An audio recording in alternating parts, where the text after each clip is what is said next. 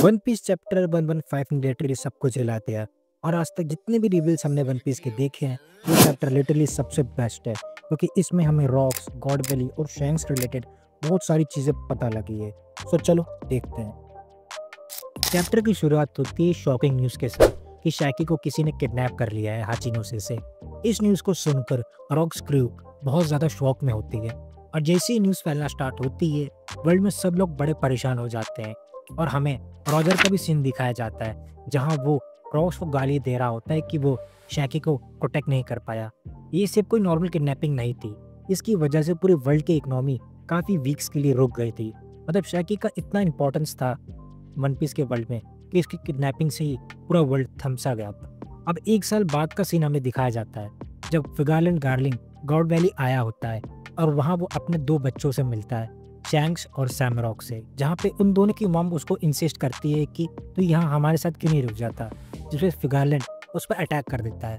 वो चाहता था कि वो दोनों बच्चों को होली लैंड मैरीजोस ले जाए। नॉट ओनली उसने अपने वाइफ पे अटैक किया था, स्टैप किया था, वो उसे कहता है कि उसको उसकी ट्रू वाइफ ऑलरेडी मिल चुकी है, जो कि गॉड वैली टूर्नामेंट में प्रेजेंट होगी।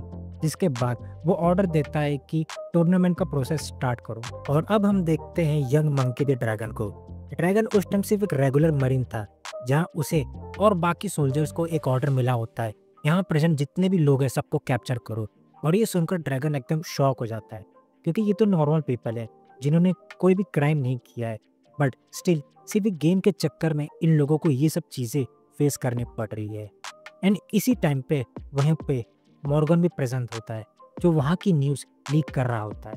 और जब ये न्यूज़ पता लगती है सबको कि शैकी जिंदा है और गॉड वैली में प्रेजेंट है, तब सब के सब लोग, रॉजर, रॉक्स और अदर पायरेट्स जो कि इस वर्ल्ड में प्रेजेंट थे, सब लोग गॉड वैली के तरफ मूव करना शुरू कर देते हैं। जिसके बाद अब हम देखते हैं हेराल्ड की शिप को, जो कि उस एरिया के थोड़ा सा आगे उसको प्रोटेक्ट कर रही होती है, लैंड को, क्योंकि गवर्नमेंट ने उसे ऑर्डर दिया होता है कि अगर तू इस जगह को प्रोटेक्ट करेगा तो हम आगे इस रिलेशन को कंटिन्यू कर सकते हैं।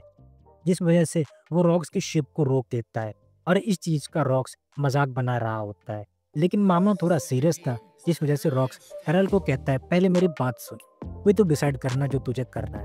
और अब रॉक्स सबसे बड़ा बॉम्बशेल गिराता है। रॉक्स अपना रियल नेम रिवील करता है, डेवी डी ज़ेबेथ। वो एक्चुअली डेवी क्लैन से बिलोंग करता था, जो कि डेविड डी जोन्स का डिसेंडेंट है। ये क्लैन सेंचुरी से गवर्नमेंट को अपनी आइडेंटिटी हाइड कर रहा था। बट यहाँ ट्विस्ट ये है कि रॉक्स गॉड वैली सिर्फ ट्रेजर या पावर के लिए नहीं गया था, वो अपनी फैमिली को बचाने गया था, टीज और उसकी मॉम को।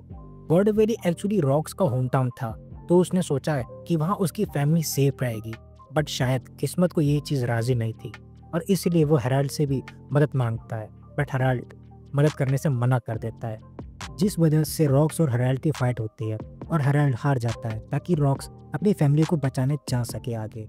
और अब गॉड वैली पे टूर्नामेंट का स्पेशल प्राइज अनाउंस होता है, जो कि शैकी होती है, जिसे देख सब पागल हो रहे होते हैं। उसमें से एक फिगारलैंड भी होता है, और हम ड्रैगन को देखते हैं जो शैंक्स और शैमरॉक्स की मदर के पास खड़ा था, जिसकी कंडीशन बहुत ही ज़्यादा खराब थी, और वो सिर्फ ड्रैगन से अपने बच्चों को बचाने के लिए कह रही होती है। और दूसरी तरफ टीच की मॉम टीच को हिम्मत दे रही थी कि तुझे सरवाइव करना होगा चाहे जो हो जाए। और अब हम लास्ट में देखते हैं एक अनाउंसमेंट होती है, जहाँ पे वर्ल्ड के सभी बंदे नोबल प्रेजेंट होते हैं, जो कि वहाँ सिर्फ हंटिंग के लिए आए होते हैं।